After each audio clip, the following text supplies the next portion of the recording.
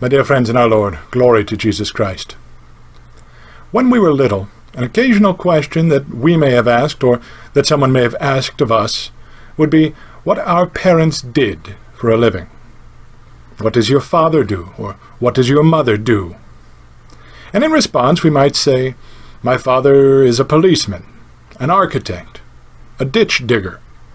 My mother is a nurse, an office worker, a homemaker.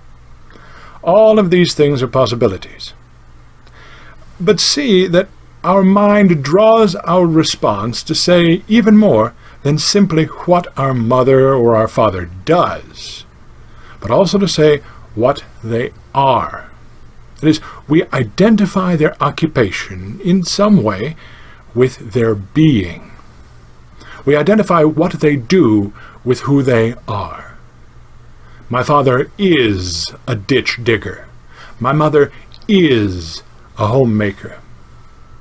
And even further than this, we also identify a person's relationship with their being. Because of relationship, we say that someone is our father, someone is our mother. They don't simply have fatherhood or motherhood directed in some way towards us. No, they are our father or our mother. And we see that this relationship of parent and child fundamentally affects the very being of those people. And I think any parent with enough self-awareness could agree and would attest that becoming a parent has effected a most profound change in their own being. And thus, more rightly than any other occupation, when asked what one's parents do, the answer is truly, my father is my father, my mother is my mother. And so it is also on this day. We see that occasionally, throughout the year, our mother, the Church, sets aside Sundays for special remembrances or dedications. She sets them aside so that they will take precedence over the usual numbered Sundays after Pentecost. And here, in the middle of the month of October, we find a Sunday like this. This Sunday is set aside for the remembrance and the honor of the Holy Fathers of the Seventh Ecumenical Council, that is, the Second Council of Nicaea, which council condemned the abominable heresy of iconoclasm. For throughout history, the Church and our fathers in the faith, they do strive to pass on that which they have received, the faith once delivered to the apostles. This is what they do. This is what the Church calls us to remember this day.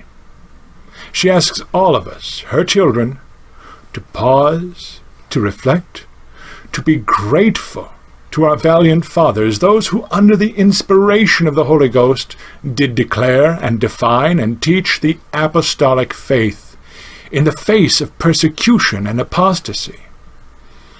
And you do well to read the Acts and the Canons of the Council sometime soon in your studies. But notice this. The Church does not simply say things to us, publish letters, make things known after the fashion of secular news providers. That's not what she calls us to. That's not how she teaches us, her children, today. What does your mother do? My mother is such and such an occupation. Here, the Church is our mother. And what does our mother do? Our mother is a prayer. She is a worshipper. She is a glorifier. The liturgy is what she does. And she wishes us to learn of that faith once delivered, that faith held and proclaimed by the fathers. And we learn best by watching what is done. We learn best by participating in what is done. We learn and we grow only by being with our Mother the Church in her worship of her divine bridegroom. And that is why the remembrance of the Fathers of the Council today is given a place within the liturgy, so that in the midst of what the Church does, that she might teach her children that which is important. For it's one thing simply to know, simply to say yes to the teachings of the Church. The devils can know that these are true. So what? The faith is not an intellectual exercise. The possession of all the so-called truths of the faith without relationship. Remember relationship from earlier? How it fundamentally changes the very being of the person? So the possession of all the so-called truths of the faith without relationship to Christ, the author of those truths, is no faith at all, no life at all. That necessary relationship is established only with and in Christ's Immaculate Bride, the Church. And the Church incorporates us into her relationship with Christ only by what she does. And what she does is her liturgy, her liturgical prayer. And history bears this out. Where the liturgy has ceased, the faith is invariably forgotten within a very short time. And even if a memory of the faith lingers, it is but that, a memory. And soon it becomes, at the very best, a parody, and at the worst is simple apostasy.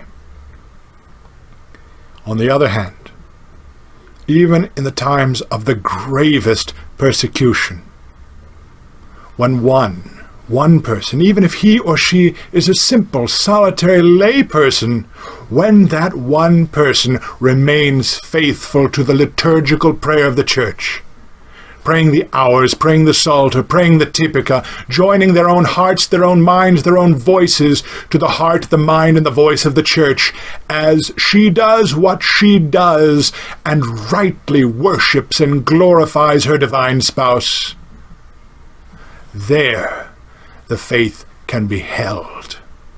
There the light of the faith remains lit even in the darkest of times. And this path is open to us all.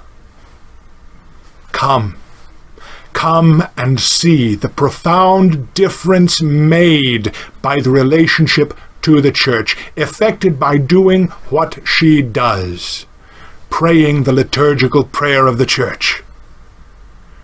And then truly may we be children of the Immaculate Bride. Then truly may we too be changed in our very being, becoming children of the light.